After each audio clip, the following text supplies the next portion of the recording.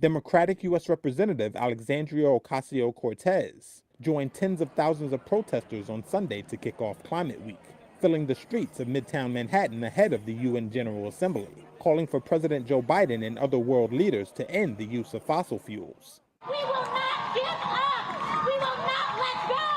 We will not allow cynicism to prevail.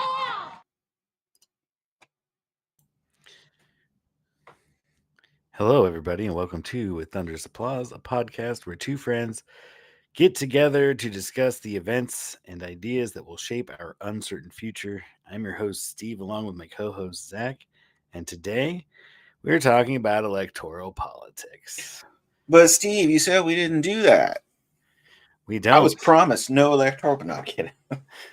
We did say we My wanted contract. to make it a point of this program to not discuss electoral politics in any Here we are. constructive fashion, because we believe that electoral politics is a dead end and that the moment for revolution is nigh.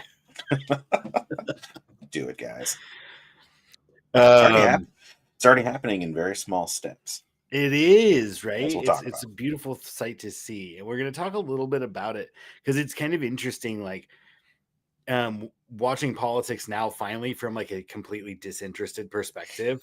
Yeah. Like finally, for the first time in my life, it's interesting to watch the subtle manipulations, and so we led today's show off with a clip of Ocasio-Cortez. Don't need to go into who she is because anybody that would come across this is most likely aware or knows how the internet works and could look it up.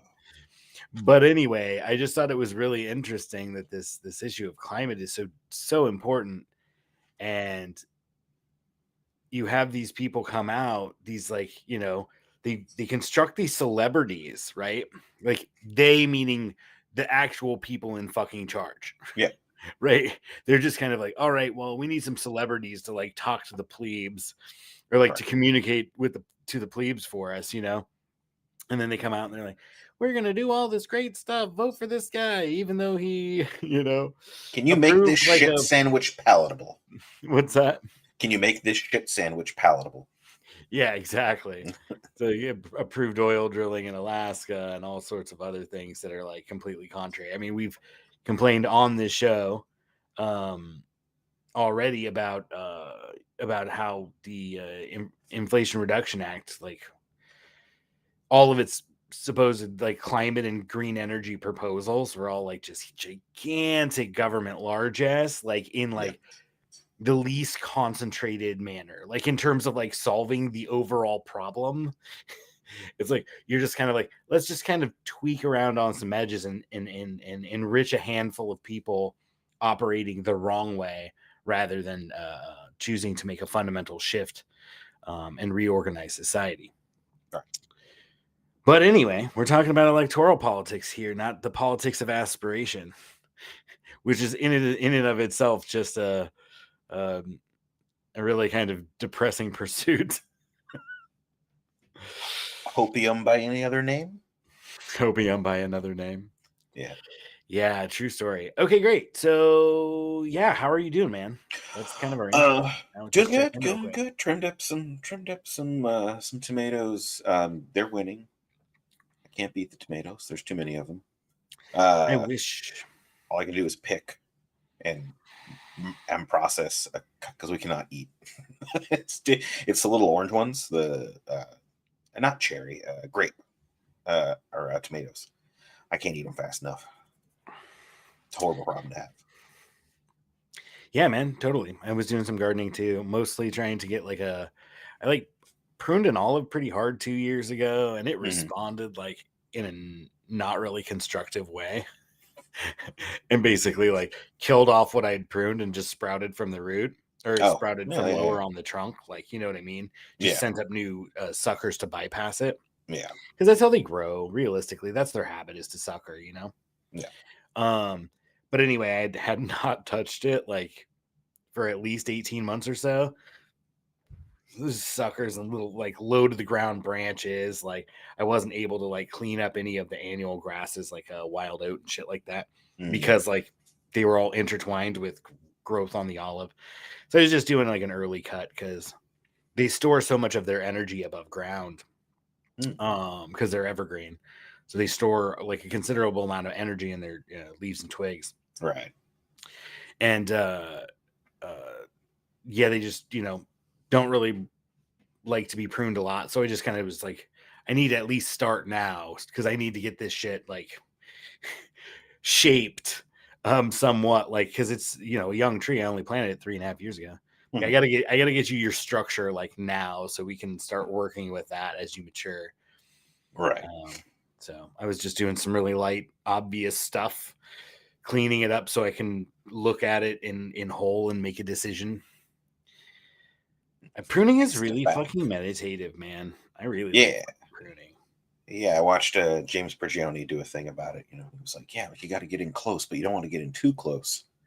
So you got to back up." Yeah, it's an art. Yeah, and also maintaining the tools is also very meditative. I just fucking pulled apart and cleaned saps and stuff. It gets kind of gummy. Yeah. So I like fucking put a solvent. I use just WD-40 and fucking scrape all the fucking organic matter off the blade and use a wire brush to kind of clean it up and then sharpen the blade and then lubricate as I reassemble the whole thing. Yeah. And that's a fun meditative practice. And then you get to go prune. So I put together some Better Homes and Gardens furniture today. That was meditative. Meditative. Let me tell you about this thing called IKEA. That shit doesn't fit together. To put stuff together. You can make that a whole business. People are like, I bought a bunch of IKEA shit. Can you please put it together for me? There you go. I found my calling. Like, yes. No, this stuff wasn't fitting together right. So I was like, okay, following all the directions, double check, make sure I followed it correctly. Okay, this step. Okay, nope. Had to like flip it on the side, shove down, screw in. So I'm like, the whole thing is just ready to fly apart. Yeah, in my mind's eye, I pictured Zach Baca meditating like while levitating, and then like assembling it like you would a lightsaber. It's just like all just like out in front of you. All the furniture just assembles itself. No, I was force sensitive. Excellent. Why not, dude? Because if you made me force sensitive, I would very quickly go dark. You would definitely make. Hopefully, for all the right. Make your alignment on the dark side. Hopefully, for all the right reasons, but once you go down the dark path. That's right. All right, man. Barbecue billionaires. Where were we? Oh, we were going to watch the first half. We were talking about politics. So yeah, it was interesting because we were talking about pruning and doing other things like that. I just realized how much I hate fucking people and I hate politics. Not because like I just made up my mind, but because like I tried really hard. Right? Like I tried very hard in political spaces, and then now I'm just like so fucking jaded that I'm just gonna now be a spectator and try not to let it bother me. Like I'm in a position now where I can turn it off. So when I get super pissed, that's when like, I'm not watching politics shows on YouTube. I'm playing a video game or I'm pruning a fruit tree or whatever, Yeah. Avoidance. Listening to an audiobook. So anyway, I'm able to turn it off now in a way that I wasn't before. But I do think in some ways, what do you think about that whole idea that like, oh, this is the most important election and this is, you got to vote against the, evilest of the guys, right? Like, I mean, I've always hated it. It's another form of, race to the bottom. Just like, when you have a bunch of people who are trying to do a job, get into a bidding war over who can do it for the cheapest, and so it always ends up with the worst results. I'm frankly sick of it. And to the point where it really is just like, I think even if I lived in a state where it mattered, I would still probably vote third party, and to hell with the consequences, I guess, if the rest of the country is satisfied with things the way they are, just flip-flopping every few years and slowly descending into fascism, why not just give it to them all at once? And then it was always going to happen anyway. So. Yeah, I didn't even necessarily think we were going there when I came into the conversation today. I was like, even though we talk about fucking how pretty much it's inevitable, like we're definitely not getting like a workers' fucking revolution. We're definitely No. not getting a bunch of anarchists like creating these like autonomous communities, and then making the state obsolete. Like fascist You must dictatorship obey is the pretty much neutral the zone. only option, or foreign conquest. But I That's don't true. see that happening in the context of nuclear weapons and the empire retreating to its own borders. Like I don't see anybody taking over this space. I'm really hoping that we do retreat to our own borders. That would be a good start, I Yeah. feel, but it has to be cautiously tempered, because then you're withdrawing all your forces inward and they need a job. And so if you don't give them peaceful jobs to do, they're eventually going to get turned into police, more or less. Or maybe the ultra police. You have the normal police and the ultra police. But yeah, that is one danger in withdrawing from the rest of the world, is now all this energy that you had into doing that has to go somewhere. Yeah. I worry about things sometimes. Man, I love thinking about that shit. That's a huge digression from the subject matter, but not really. It's more a digression in our style. Mhm. But like, I was just thinking of we were talking about retreating to its borders, and then I was like, what would the borders look like without a fucking modern military? And it would probably be a series of forts across the desert Southwest. And then I was like, oh shit, fucking permaculture. I was thinking about, like if you find fucking 'Cause you have to tech feed bros everybody. or whatever to really like put money into a project, Yeah. like it doesn't take a huge amount of money, but like a few tens of millions of dollars, right? 30-40 million bucks or something. And then just make a series of like interconnected properties Mm. to not necessarily for the border. I was thinking for trade across the mountains, Okay. because you're gonna have to have places for people to fucking go when they're crossing, because it's not going to happen. It's we're not going to be able to do that in 4 or 5 hours anymore. Like it's going to take a lot fucking longer. But at any rate, I forgot where I was going.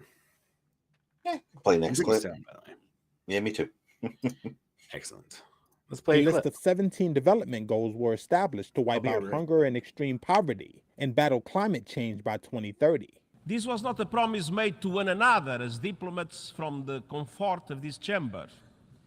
It was always a promise to people. UN Secretary General Antonio Guterres told the summit of leaders that only 15% of the targets are on track and that many are going in reverse.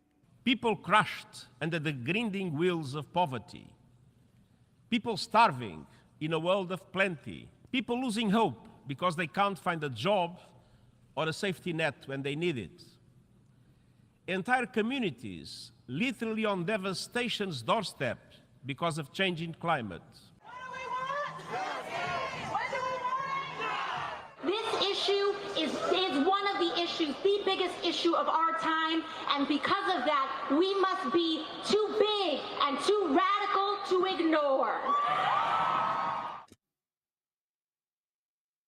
We're going to be too militant to ignore. I know. There are so many people that I admire, but they're really fucking hard on that woman, and I'm here for it in many ways. Do you mean critical of her? Say again. Do you mean critical of her? Yes, but I mean in a way that's more that it goes beyond like criticism and goes into like really kind of personal attacks. Like Okay. in terms of like questioning their motive and like, all that stuff. And do I think that that individual was genuine? No. I do think in some respects, I think that they're fucking cowards is what I think. And like, it has consequences. I know firsthand. I mean, I wasn't a member of fucking Congress, but I was appointed to a government body that functioned under government charter, and I got removed from said body for having a fucking outspoken politics. So like, I can totally, I wasn't getting paid for that shit, right? Like, Right. and then I just take it as a badge of honor because that's who I am. I don't give a fuck. Like, we weren't going to fucking change really substantively anything. The decisions were made, gave to us to like have people feel like they could talk to government, but like we really had no, very little binding power, and always the unappointed bureaucrats had veto over what the decisions we made. And the council did. But Right. the council would take staff's recommendation over a bunch of citizens they give like a volunteer position to, you know, because they have more authority in the management of the government. Right. And so it's not a democratic system at all. At any rate, like I understand the consequences, so I'm not going to begrudge someone for fucking playing ball, but it does ring quite a bit hollow, and that criticism, I think, should be expressed in colorful language. That you don't really push on this. You didn't really push. You kind of just like did a PR run through the media around the time a piece of legislation was being passed. So you could be like, oh no, it's really great legislation for the environment when it really wasn't. Like, I mean, everyone's a coward in politics, and most people are cowards in society at large because no one wants to really grapple with the fact that like, I mean, shit, bro. I fucking fueled up today. I was like $85. I know you're like, I drive a Prius. Like, it doesn't cost me anything to fill my fucking tank. They And I pay can go me. 450 miles in the city, which is the most of the driving I do. You son of a bitch. I beat them all. Yeah, it's almost time. I don't want to, but I need to look into fucking potentially swapping out. I wish they had good electric trucks, man. Just like a little light duty pickup. Yeah. Okay. This is a total digression, but I would like Super to speak, digression. I would like to speak on that because the wife mentioned that she wanted a light truck, and so I started looking into it, and there are no light trucks, and that are electric or really hybrid even, at least in 2021 when I looked, and only recently is there like a Ford F-150 Ford. electric. But the thing is, the reason why you don't have any good foreign brands is because they have to put a factory here. They can't make them there and import them here. Even if that were economical, they couldn't do it. I don't know if it is or not. But Toyota withdrew its last truck manufacturing or place a number of years back. And so like there's no company that makes a good electric or hybrid vehicle that has manufacturing here and could make a light truck. There's a weird like law, I forget, it's got a funny name, like, you know, the chicken coop law or something like that, that defines what a light truck is. And so thusly we can't have nice things. Thusly, we can't have nice things. That's partly true. But anyway, so it just rings hollow. Like Ocasio-Cortez is not really, I believe she might have been genuine at first. I think she's like, oh my God, like, I mean, she didn't come from super poor. Like the whole I was a bartender thing, I think did play to her being more working class than she really was. Yeah. She was bartending as a job, which is, I mean, like serving in a restaurant, depending on where you are, it could be quite lucrative. Yeah. I imagine bartenders get better tips. What's that? So I imagine bartenders get better tips. It depends on the bar, though. I wouldn't want to work a fucking dive bar until fucking 3 a.m. Yeah. Fuck that. And I like drinking, and I like hanging out at bars until 3 a.m. But I wouldn't want to fucking do that working. Yeah. Every fucking day, or, you know, four days a week. There's Steve over there puking behind the damn dumpster again. No, it takes like an incredible amount of restraint. Sometimes they're like, yeah, you can buy us drinks. We do drinks. And they'll be like, and then as soon as they see the person go, you know, and like look at something else, they're like, spit it out real quick. And sometimes they do it right in front of you. They'll take it. They gotta work, man. Gotta work. Can't do that shit drunk. Boss gets mad. Yeah, you fucking start getting sloppy and you get slow. If you get real wasted, I doubt they ever get real wasted. Plus, if you work at a bar, like you have pretty fucking high tolerance. You can get pretty fucking drunk before it affects you. I could definitely. It's a good state of being, though. I'll tell you what. Yeah. As someone that, you know, in my 20s had struggled with maintaining while being incredibly intoxicated. I'm so glad I came into that in old age. You were never very good at it. Up and still be like, just fucking coasting. I'll be like, I'm sleepy. That's all I want these days. Sleep. Sleep. Would you Or like to cocaine, but like that doesn't really present itself too often. That's true. That's true. And you got to worry about the fentanyl nowadays. I'm just kidding. Oh yeah, and worry about the fucking fentanyl. Fentanyl. I Ruining should write a cocaine for all of fucking ode us. to fentanyl, or like a fucking fuck you letter to fentanyl. It would be fucking pretty good poetry, right? An open fuck you letter to fentanyl. I'm going to play this clip. Made cocaine bad. Fuck you. You made How this drug dare bad. you. Fuck you. In some ways, the Thank you. worst You're welcome. part of the Trump era has been not that it has created a divisive politics, because I believe in a divisive politics. It's just about where the divides should be. And he has made politics all about just how do you feel about the person of Donald Trump. And I think that that has been a significant barrier in terms of making any of the arguments that we want to make for a different world and better policies, et cetera. Because, yeah, you could say, oh, they'll just say Ron DeSantis or whoever is worse than Trump. But you got to acknowledge there is something a little special about the dude who's going to like do a January 6th and like, you know, have an insurrection, et cetera. He's a particularly potent villain that is weaponized very effectively. And so it creates a divisive politics that is divided along all the wrong lines. So that's why I'm not sympathetic to the view that like, oh, maybe if we elect Trump, somehow that'll make things better in an a process that's 3 years down the road or 3 decades down the road that no one can really explain. I'm not sympathetic to that because I've seen the way that Trump has made our politics worse in real time in a way that has not been beneficial. Well, for one, I would say to the extent that we are inching closer to fascism as opposed to the socialist utopia, we got exactly here doing vote blue no matter who. So I don't think that any kind of concerted Green Party campaign or effort, third But party. Yeah. I just wanted to A, get your take on that, and B, say I think that's part of the reason I included this clip, because I was like, holy shit, she literally just said what we just fucking said. Like, we're a lot closer to a fascist dictatorship than a socialist utopia. Oh, yeah, yeah. And I was like, that's exactly what we've been saying for consistently since we started. Go ahead. I watched this entire thing while I was making furniture. Which We're putting I together listen to her furniture. a lot, and I choose to hold back on it until I have something to do. Like usually like a pile of dishes or something, I could just like listen through. Yeah. Go ahead. And for the life of me, he's going to talk soon, but this guy was talking and I was like, I recognize that voice. I got a mental image of him. And then I looked up and I was like, that is not the mental image I had. When did you bleach your hair? Yeah, that's the guy that I think you had once called like a kind of liberal Rush Limbaugh.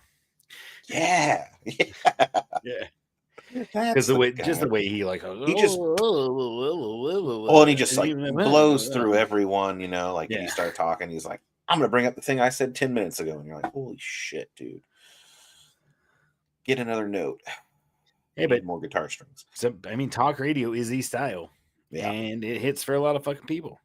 Well, and it works well when you're just talking to yourself and or maybe like an imaginary, guy on a chair or something like that. But when you have another person on the end of it and they're like trying to make their point, you're trying to make their point, you just keep knocking them aside as they're trying to make their point, bringing up something that doesn't matter. It's like, whoa.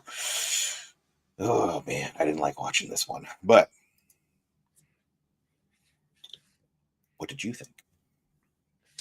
I think about what? Oh, the clip so far. Oh, yeah, no. I think it's great. I think that point I pointed out. I do think that she says we got here by having this attitude. We should always vote for Democrats. Mm-hmm. And Chris, this is a clip from Crystal and Kyle and Friends, which is Crystal Ball and Kyle Kalinski's fucking group podcast.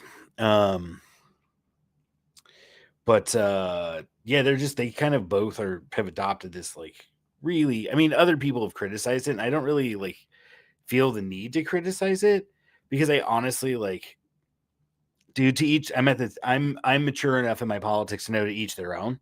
Like, we're never going to have a lot of allies. We're the fucking radicals. Like, our job is to carry a radical flame while like managing within an existing system that's we're never going to steer in the direction we want.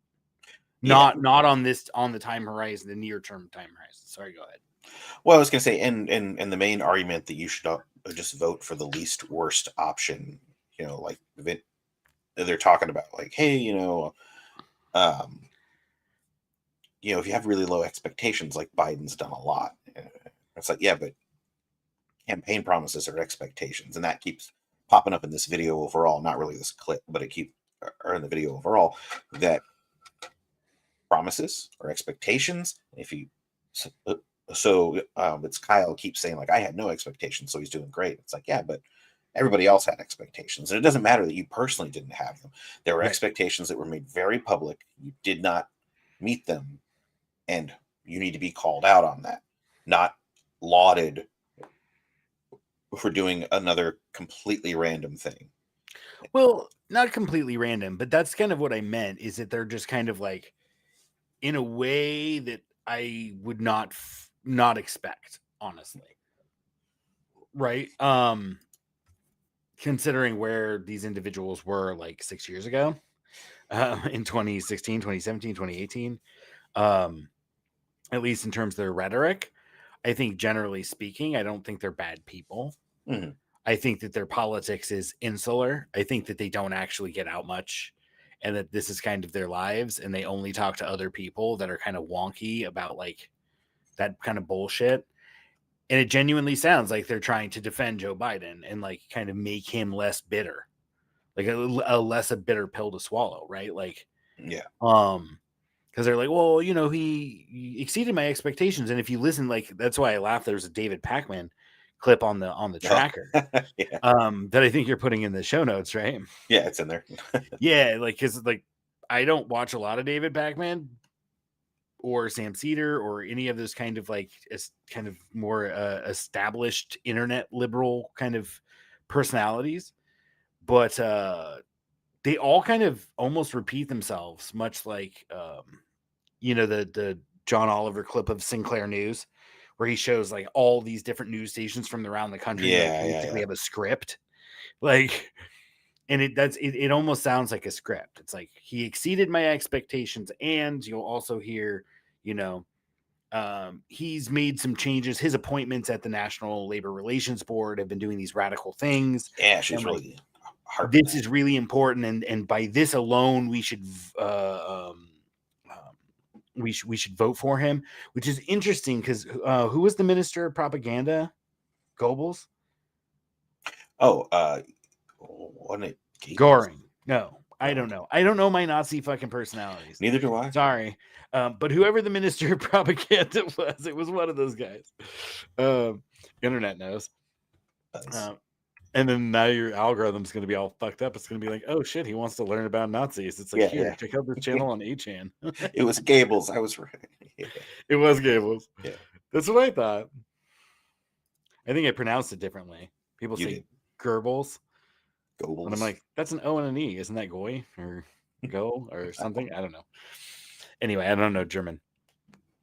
At any rate, the minister of propaganda said something to the effect of, accuse your opponent of that which you're guilty of. Mm-hmm. And so I think that has something to do with it, right? Like, not really, it's not quite the same, because it's basically like, hey, emphasize the good thing I did in this area so that they ignore the fucking train strike or crushing the railroad worker union strike, which also happened right around the time his government and Pete Buttigieg, as his appointee to Secretary of Transportation, failed miserably to have any accountability in East Palestine for fucking Norfolk Southern's derailment, right? Like, and so, they had lots of opportunities to fix things and like say like, oh, these appointed people who are run this committee that can be overrode by Congress if they take any like really controversial acts have just been kind of like gung-ho about their jobs because they just got there and haven't burned out yet. Right? Like, let's put this fucking corpse. I think we have a clip of Biden being a corpse, basically, don't we? Oh, we got several. That's for the future. We have several. It's like a whole short. It's a whole compilation. It's a whole minute long. Yeah, it's compilation. I couldn't get as much for the other people because I think McConnell's a short. Feinstein is basically a short, and then Trump. I don't think shorts existed. No one's interested in talking about him as much anymore. So, yet I'm sure they will be in a few months. Yeah, so let's talk about him. So we have an election coming, and Yeah. now we're starting to see the media and people talk about things. And you'll see in this clip of Biden, him framing it. That's one of the notes I put on that clip was like the way he frames it as electioneering, right? He's trying to talk about something, or he's kind of saying something about something, and it just kind of like morphs into a campaign pitch. And you're like, the age of the internet has fucking, I think, destroyed the career politician. Because I don't think that well, clearly hasn't yet, because there's lots of career politicians. People don't care about the truth. No, that's true. But I do think that like it's a lot easier to stir a mob. Like you really have to read, or like you have to have a really good finger on the political pulse for your district or area, region, whatever. I mean, technically your district, but like, I guess, or state, or a president who's looking at individual precincts. Like, if I put two more fucking door knockers on these 6 precincts in this city, I could probably get another fucking 10,000 votes. You know what I mean? Like, right. It's fucking crazy, bro. It's fucking crazy. And I understand why it's expensive, but it's bullshit. And I think that's, I really think that's why we need to shift to like a hyper local politics. I did want to say in the earlier clip of the UN, it's easy to just look at AOC, but Antonio Gutierrez, the fucking Secretary General of the United Nations, I fucking really like him as a Secretary General, and I've kind of paid attention. They don't change very often. I think this is the third one in my adult life. Okay. I don't know what their term is, but it hasn't been that many. But I like him a lot. I think he's very well spoken, and I think that how he speaks about the crisis that faces the planet, because it's not just a crisis that we face, is the heart of empire, right? Global empire, right? And like how hard we're gonna hit a fucking wall because we're used to getting so much more. Like we are so accustomed to getting such a vastly disproportionate share of global resources. Like it's going to be it's going to hit us the fucking hardest. Right. Yeah. Our quality of life is going to decrease quite a bit. Yeah. Right. Yeah, like exactly. we've talked about Africa, right? Like Africa, parts of West Africa starting to reassert autonomy or sovereignty over their own territory and resources, right? Like, right. And BRICS and kind of the disillusion of the global Western order, and kind of fracturing and new alliances being written in real fucking time. Yeah. Well, and the internet makes it so much easier to find out what's actually going on, or at least a version of what's actually going on in your country. And so I have to imagine like how many people that are part of the ECOWAS, I believe it was. ECOWAS, yeah. Yes, ECOWAS, thank you. How many people that are in those countries are now like, oh man, we're being paid a lot of attention to, let me like read up more about this. Oh shit. Like we're basically under French control still. Like I wonder if your average citizen like really knows that. I think they're very aware. Okay. I genuinely do. Because like it's their daily life. Like they're driving around and they see a French or they're going somewhere on a bus and they see like French soldiers on a motorcycle or something. You know what I mean? Like it's in their day-to-day existence. Yeah. Okay. I imagine they're hyper aware. Plus they, it's part of their legacy. Their families tell stories. Yeah. It's I always worry about my kids absorbing too much shit. And yeah, I admit I'm a fucking pretty dark dude. And so I do worry about that in terms of the intensity it expresses itself within my children. But as far as like, I think it's really healthy to express what's wrong with the world. Be like, fucking dude is fucking senile, but like, it doesn't really matter who's in charge because like elections are bullshit. You know, I think that's healthy for your kids to hear that when they're 8 or 9, because they might have a when they're in college and be really into a candidate or something, but like all of us know it's all bullshit. Expect failure. Until we're willing to plant our own fucking food and wield our own fucking firearms, right? Like, it's all just a farce. Like, unless you actually have fucking autonomy and sovereignty over your own fucking means of subsistence, you know? Yeah. But that probably won't happen, because you look across world history and that has not been the fucking dominant pattern. You know, could it be our dominant pattern? If we try hard enough, if we're willing to fucking work hard enough, maybe. We're literate in a way that, like, really people haven't been. Yeah, like, and global again, literacy is like, it's never in. It's one of the things I say when people are like, "Oh, we've had a million collapses. All collapses will be like other collapses. We'll have a dark age," and I'm like, it's a lot harder to have a dark age when you don't have a fucking like a single class or two that are literate, like the nobles, maybe the military class, like the professional military class, and the priests, right? They were the fucking literate ones. Everybody else was illiterate. Right. So Nowadays we have can a dark age. Yeah. Nowadays we can spread knowledge amongst each other very easily. We've got entire areas that are dedicated to housing knowledge. Shouldn't be too hard to restore ourselves. I mean, we've had those, but there were so few. Like the Library of Alexandria, that's well-known event in history. Yeah, wasn't even all that important. What's that?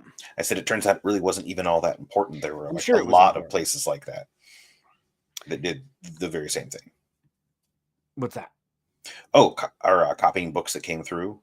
Alexandria was just like the most well-known. I mean, because you didn't have a printing press. Yeah. So anytime that you could get access to a book that you didn't have, you fucking copied that shit. Yeah. Yeah. And being a scribe was a goddamn fucking profession. You could just write for a living. Like, that copy. sounds terrible. That's what my fucking 7-year-old is basically doing in class. It's just copying sentences. Yeah. So I mean, like, you could have had a whole army of 7-year-old scribes. Paid them nothing. And paid them nothing. That's fucked up. You probably did something nice. Like, give them candy. Like, what's his name? Paisel's spiders or whatever. I paid him in candy peanuts. Isn't that what he did? Oh no, it was not Paisel, the guy that replaced Paisel. It was Clyburn. I need context. Qyburn. I need any sort of context. Oh, Game of Thrones. Okay. The one who replaced the maester, that was the maester the whole like first part, and then when Cersei had fucking firm control over the government in King's Landing, she put a maester that was really controversial. Like, he never finished his like maester trials or whatever, because he experimented in like necromancy and shit, right? He was the guy who brought the mountain back. The mountain back, yeah. Yeah, that one's he looked like a whole new man after that. He was a whole new man after that. Fucking crazy. The fucking show is crazy. And some of the cooler aspects of it got sidelined for like, oh, let's like spend 30 minutes watching Arya get fucking stabbed a bunch of times as she runs through the city. Like, fuck, man, this show is fucked up. It's delightful. That was a great series of scenes, really. Very enjoyable. I wish our politics were more like Game of Thrones. Maybe they're going back to be that way, right? Like, hopefully. I want a king to stab another king. Let's do that. Yeah, I just want fucking, it's the bankers versus the all the noble houses, right? Yeah. You ready for this, man? Yeah, when you are. If we voted blue no matter who, Al Gore would have been president. We would have never had Bush, and Hillary would have beaten Trump. So vote blue no matter who would have been a whole bunch of standard milquetoast Democrats. I love this. Now you're making the argument that it's third-party spoilers' fault that Al Gore wasn't elected in 2000. No, I didn't say that. I'm saying you accused the vote blue no matter who argument. Yeah, I'm saying if people had quote unquote voted blue no matter who, Democrats would have won every election. That's the point I'm making. Well, vote blue no matter who means everybody votes Democrat. For one, more registered Democrats in Florida voted for George Bush. I know, I agree with than they did Al Gore. Al Gore failed to win his own state. I'm not disagreeing with you. I agree with you on So that point. I'm struggling with the argument here. What does George, but then the No, Supreme you just Court said of it we all. got where we So are what now is- because of vote blue no matter who. And the point I was making is, in a real quote unquote vote He's blue no playing matter devil's who, advocate. there would have been no Being Republican. kind of a cunt about it. I think he's playing an idiot who might not understand what blue no matter who means. No, Either he way- absolutely does. Either way, Go ahead. what he's arguing is basically like blue no matter who means that everybody votes Democrat, not No, he everyone means who's a Democrats Democrat. vote Democrat. Yeah, exactly. Blue no matter who doesn't apply to everybody. It applies to No, Democrats. but listen, Is elected if everybody votes Democrat. That's the point I'm making. Vote blue He no matter thinks who that's what doesn't it mean means. everyone votes No, Democrat. doesn't. Vote blue no matter who means okay. George, but then the No, Supreme you just Court said of it we all. got where we So are what now is- because of vote blue no matter who. And the point I was making is, in a real quote unquote vote blue no matter who, there would have been no Republicans elected if everybody votes Democrat. That's the point I'm making. Vote blue no matter who doesn't mean everyone votes Democrat. Vote blue no matter who means the Democratic Party uses coercion and guilt to get people to vote for it instead of delivering on what polls demonstrate overwhelming majorities of Americans want, which is left policies. That's what the pernicious nature of vote blue no matter who is, that it absolves the Democratic Party of having to look at polls that say 2/3 of Americans don't want Joe Biden to run because he's too old, that 88% of Democratic voters want Medicare for all, that 60% of Floridians, a state that went for Trump, wanted a $15 minimum wage. But Joe Biden, whose praises we've been singing a lot today, purposefully stripped on order of the parliamentarian from must-pass COVID legislation, so that that one core promise that he made to Bernie, as Bernie dropped out after like 3 days of not being, endorsed after 3 days after dropping out, was immediately thrown under the bus. But Kyle doesn't understand what blue no matter who means. He said No, I think that is what it means. And she's using the term in its aspirational sense. Like, and how we use blue no matter who is not term vote blue. aspirational. No. It's how we use the term vote blue no matter who Mm-hmm. to describe maintaining the status quo, which benefits the fucking ruling class, right? And he is saying he's using it from a strictly partisan sense, Mm-hmm. which The wrong is sense. yes, you said, because she came as an example back off, and I'm not fucking defending him. Like, I obviously agree with what she said. Yeah. And I agree with her interpretation of the phrase. That's generally how I use it. I don't That's how think he's playing everyone dumb. uses it. I think he's trying to play it literal Mhm. to be like, if we actually did vote, if all registered Democrats actually always voted for Democrats, Mhm. then you would always have a Democrat in power, and that would be good. Not questioning that like Democrats in power have been very bad, Mhm. and also not realizing that fucking, people probably would have fucking changed parties if they had to, right? The reason I think he's actually taking it to mean what he thinks it means, and he verbalizes that he thinks it means, is because he is like so adamant about it and so quick to say it. Like, absolutely seems like he thinks it means that everyone would do it, not just Democrats, swallowing a bitter pill. Everyone.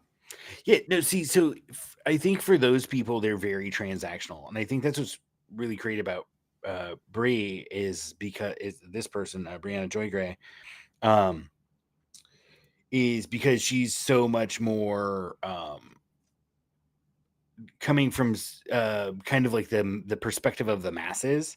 Mhm. And she refers to her call-in show several times over the last several weeks. She's referred to it and like mentioned accelerationism, which is funny because only one time I got in on her call-in show, she asked if I was an accelerationist based on the things I said. And I think I remember telling you this, and that's why we did an episode on accelerationism, and at which at the end we were like, I still don't quite understand what the fuck it means, but I guess so.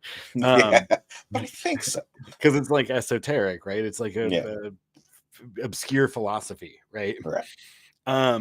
It'll be defined by historians. At any rate, like I think what Crystal and Kyle are doing is just kind of like trying to like mess people up and kind of just genuinely say like, Well, if everybody just voted Democrat in swing states, and then they're like, oh, like even though that was all like, no, don't do third parties, they're all fucking stupid, and Democrats aren't that bad, and he's really exceeded my expectations because I had like the bar was touching the floor, and he walked over the bar, and so I'm stoked that he walked over the bar.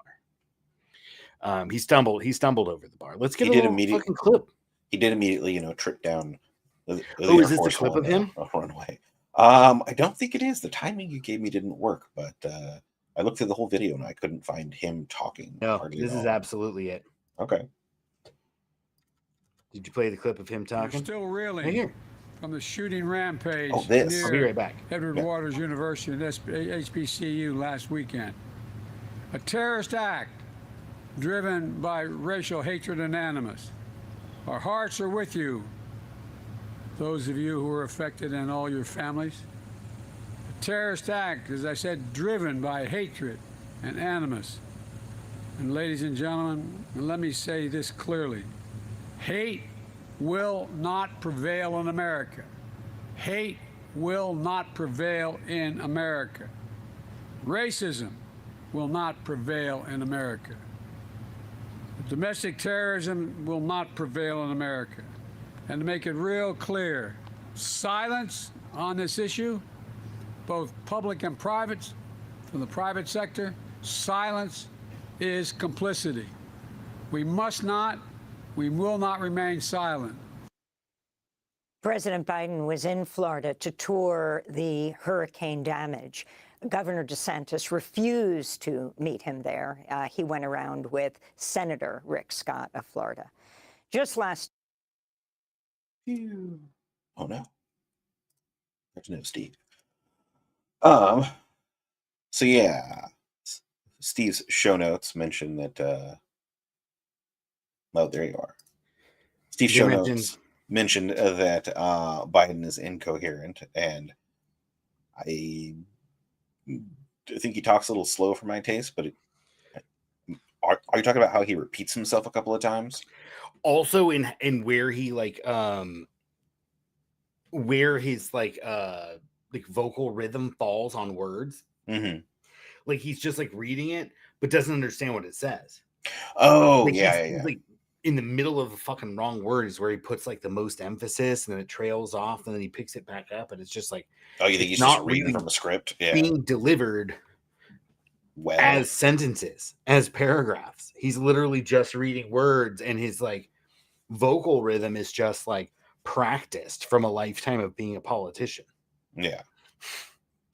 I mean, I don't know. It must be pretty tough to memorize an entire speech. I've never really tried. Well, depends on how big it is, but also like no one's gonna fucking complain if you like have notes and you're like, oh, here are the points I wanted to hit. Do you think Bernie didn't have fucking notes? I think he always walked up with notes. Oh yeah. Fucking notes printed out, not like verbatim, but probably like phrase. And don't forget to emphasize the fucking. It was the PowerPoint. It was printout of the PowerPoint they made ahead of time. Yeah, I like to think Bernie uses PowerPoints. Yeah. But yeah, and then you also said headline prop. Were you talking about the family? No, that headline: Jacksonville shooting. Bishop. What was it? You moved on. The headline on the video. Or Bishop William Barber on DeSantis, Trump, and those who spread hate. And those who spread hate.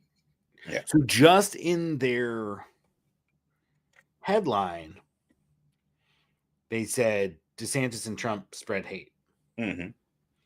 Which could or could not be a truthful thing, but as we just watched a chunk of it, obviously that's like a 40-minute interview or something.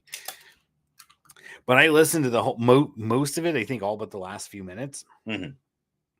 And like, it was a pretty fucking nuanced conversation. And only when I think Amy Goodman like pressed him and was like, oh yeah, because of Trump and DeSantis. And he's like, yeah, fucking rhetoric from politicians factors into this. Mm-hmm. Right. Like it wasn't like, oh, blah, blah, blah. I didn't catch him being preachy against him. I think he did mention them by name. He did. And then at the very end, she brings up the clip that shows, DeSantis getting booed and then, talking about how, someone said, like, hey, your policies made this happen. Yes, and so right. she kind of Because shoehorned good it in at the soundbite end. that fits their fucking narrative. Yeah, and she shoehorned it in at the end of the interview. We didn't even show the interview, guys. Show notes, Democracy Now! There's a whole interview after that. But yeah, he's definitely like, hey, we're like a coalition of, religious groups who are trying to just mend things a little bit. And at the very end, she had to shoehorn in that, divisiveness. Yeah, and I mean the headline away. And yeah. One of the other things I thought was funny about this is he was in Florida I think it said that at the beginning of this clip. Carol. Is that he was not he, William Barber, Reverend William Barber, but Joe Biden was in Florida for fucking that hurricane in Dahlia, I think it was. Yeah. He went to tour for that, and so my whole thing when I saw that and wanted to be like, we should talk about this, was just like, because I'm almost kind of, it's not like funny, like hurricanes destroying people's lives isn't funny, and it's not like mass shootings against fucking black people are not funny, but like, how well does that capture the world we live in, that the president, went to tour hurricane disaster zone and stayed for the mass shooting, right? Like the mass shooting vigil, right? Like, fuck. They were totally unrelated. and it's just like, because that's the way it is. You have a fucking natural disaster, climate unnatural disaster, disaster, and then an act of political violence. Like, yeah. And they're related, Yes. Oh man. Yeah, I hadn't thought about it from that point of view. That's not good. Oh yeah. Go ahead and read. Oh, I love reading. I'll try to do my best Joe Biden. No, I can't do that. September 15th, 2023, United Auto Workers go on strike. The United Auto Workers Union is on strike against GM, Ford, and Stellantis. Do you know what that is? I don't know what Stellantis is. I think they bought out a couple other fucking auto brands. So just like an Uber brand, like Pepsi. Let's see. Consolidation, I think. Yeah. The first time in history that it has struck all three of America's unionized automakers at the same time. Fuck yeah, people. Let's see. This was written 2 days ago.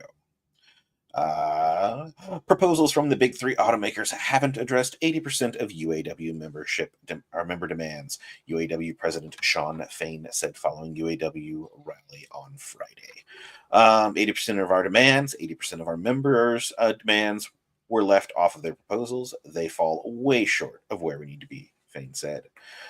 Strikes at more plants are possible, he added, citing ongoing negotiations. It could be in a day, it could be in a week. It just depends on how things progress or don't progress, he said. CNN's Vanessa Yurkovich told Fain that Ford announced they would lay off 600 workers and GM will idle about 2,000 workers starting next week. Holy fuck. That's going to be fun for the unemployment system to absorb. Yurkovich asked if they will get strike pay, given some of those individuals are not eligible for supplemental pay from the companies, and some may not be eligible for unemployment either. Well, that'll help. Okay, cool. Maybe the lines won't be as long.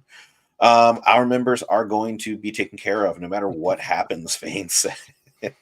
We have their back and they have our back.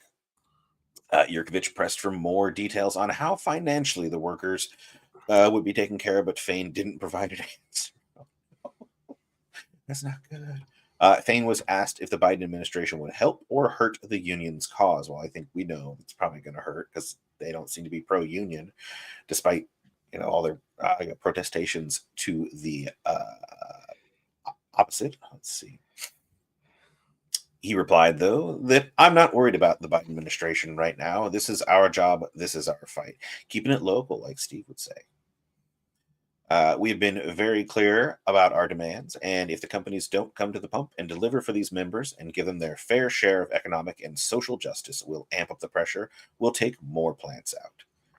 And then, right. Kind of like AOC mean, we're going to apply more pressure to get Joe Biden to do something good about climate change instead of just giving a bunch of money to fucking old nuclear power plants and fucking, approving more drilling in Alaska. Yeah.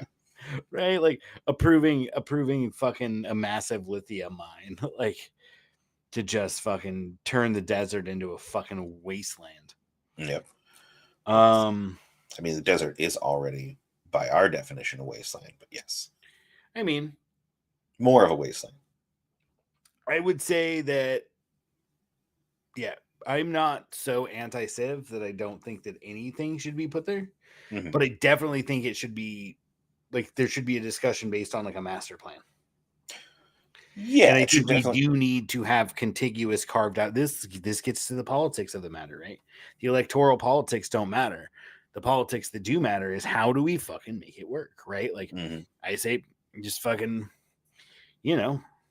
have people govern themselves. And when it comes to things like fucking doing like an energy like a solar power plant in the desert, right? Like you fucking get buy-in from that region and that power gets sold like locally first, or there's a stipend, or and there's all sorts of like negotiated offsets, or you avoid the most critical areas. You spend a lot of time like terraforming, like we've talked about, right? That was what I was waiting for. It's taking areas that just didn't have the perfect conditions, because in the desert it could be as much as like a tree seed got dropped there that didn't really belong here, but it was able to grow during a couple like wet, monsoon seasons.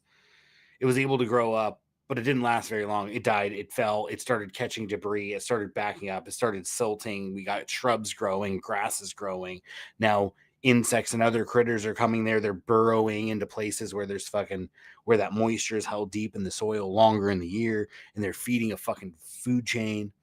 Like, if you could just kind of nudge nature in that direction, right, and let it accelerate on its own, then I don't see why, beyond the fact that solar panels have their own mining infrastructure and shit. I guess that's a bad example, but yeah, I'm not opposed to utilizing space for human endeavors, so long as we are quite conscious about how we integrate into the rest of the world. Because I don't think we have to live at the same carrying capacities that our animal ancestors did, right? Like, I think we're smart enough and conscious enough and can have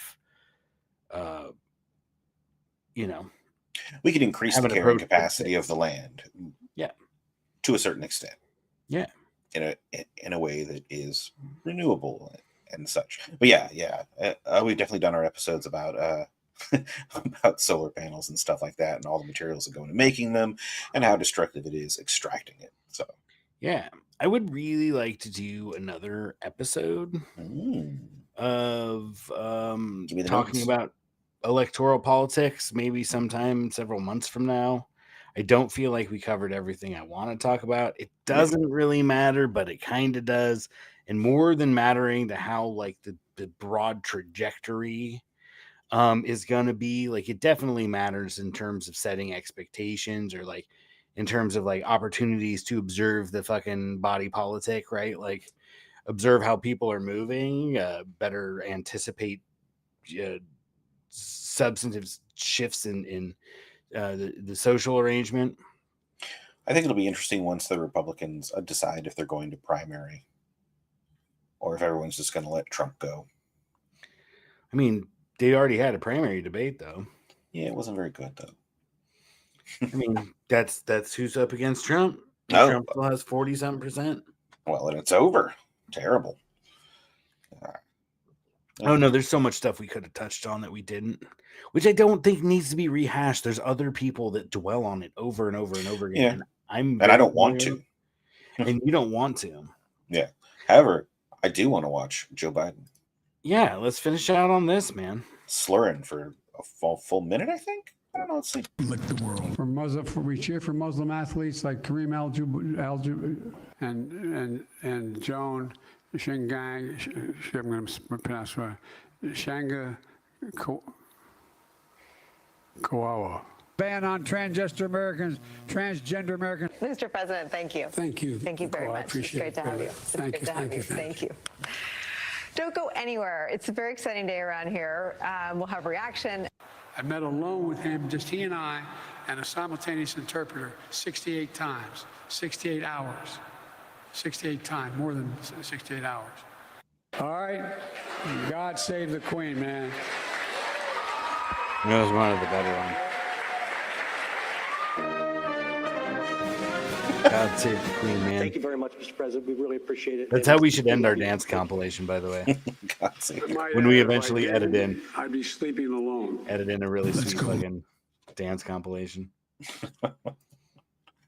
So yeah, definitely odd behavior, and this is where I think our next one should jump into. I want to talk about a little bit more about we've already talked about the gerontocracy, and we have talked about it, but I think that it'd be fair to talk about it again. Yeah, because it's rather sad. I think Feinstein just announced she was going to run again. Oh Jesus! Yeah, keep talking. She's going to run again, and I think she's 82.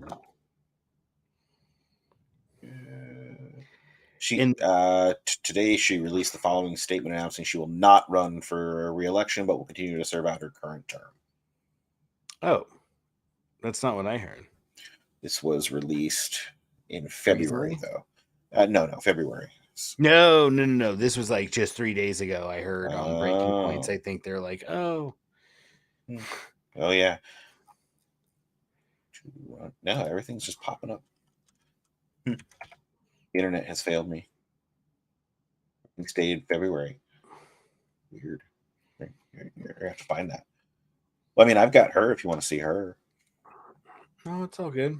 I think you should have been playing that fucking Grogu music because we're basically at an hour. I think we might be a little over now, like hour and 2 or something. Hour and 1 minute. Cool. So yeah, we talked a little bit about fucking politics. We're going to talk about the gerontocracy again. I have a really great clip to do because Breaking Points partnered with this polling firm or whatever. They do focus groups. It's a consulting firm that does focus groups. And they had a focus group done on Republican voters in like New Hampshire, I think. Or Iowa. I think it was New Hampshire. Either way, they have a whole segment on how voters who mostly vote conservative, like how they feel about the age stuff. So we'll just talk about the gerontocracy again. Yeah, and again, it's really not at a certain point it's age, but long before that it's mental capabilities. That's what I'm more concerned with. Yeah, you were gonna have some little clips of a doc about Ronald Reagan and shit too. Yeah. Yeah, I think that'll be worthwhile because I think it's worth talking about. And another political thing that I would like to do is we had mentioned balkanization and going through a map of the U.S. and drawing up fucking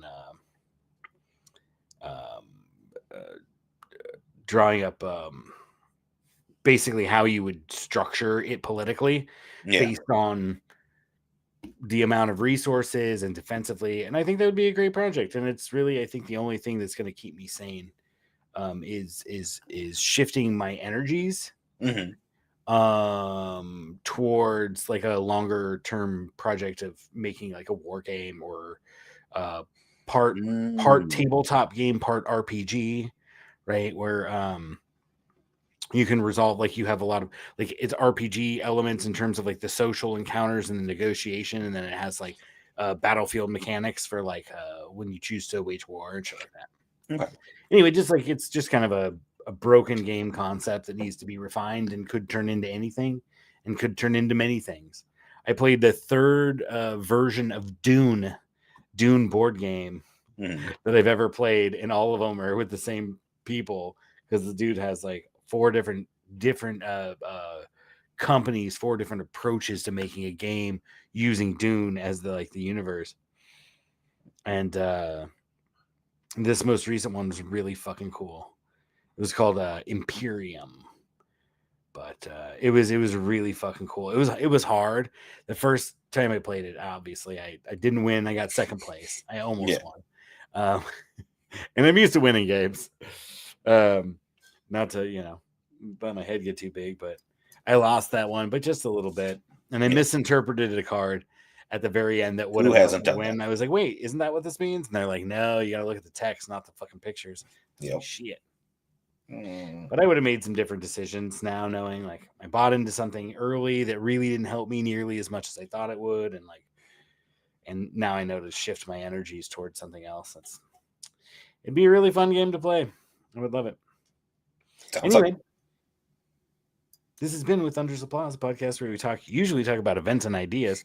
I guess politics is an event, and it's full of ideas. Like an election is an event, and there's lots of ideas floating around. But ultimately, in terms of shifting the course of the trajectory we're on, cresting this hill in the mini bell curves of the limits to growth, is a relatively irrelevant factor. Although, historians, there won't be any, but if there was a historian or alien species that could decipher our languages, look back at what we had existing, I think that it would be a stair step of political. I have no doubt that there will be some crisis and some like really major substantive reform will be made, right? Like all debt is like a debt jubilee.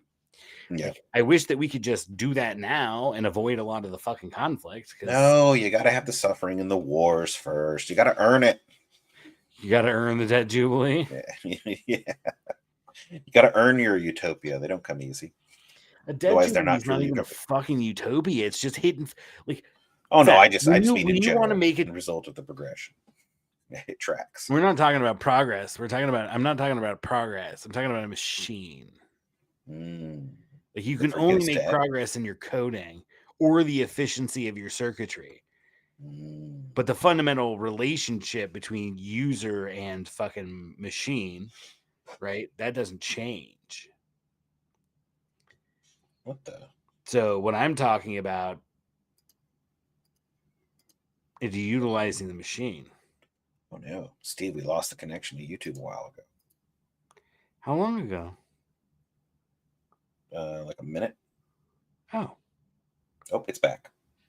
Oh. Well, apparently we lost the connection to YouTube. That's fucking weird. Does it start recording as a separate stream? No. It just reconnects if it does at all. Yeah. I was just rambling. It wasn't important. We were talking about fucking utopias and board games.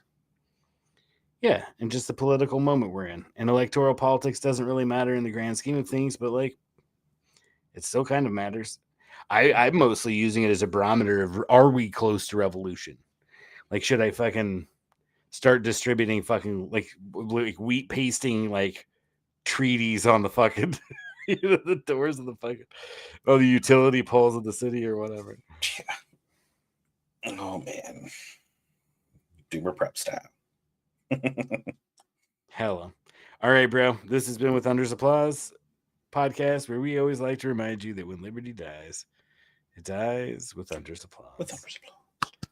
Show the dancing Yoda with no music because you failed to put the music on. You don't hear the music? I don't. Is it on? The music? Yeah. Has it been on this whole time? Yeah. Have you not heard it? Maybe that's why it crashed, bro. Maybe.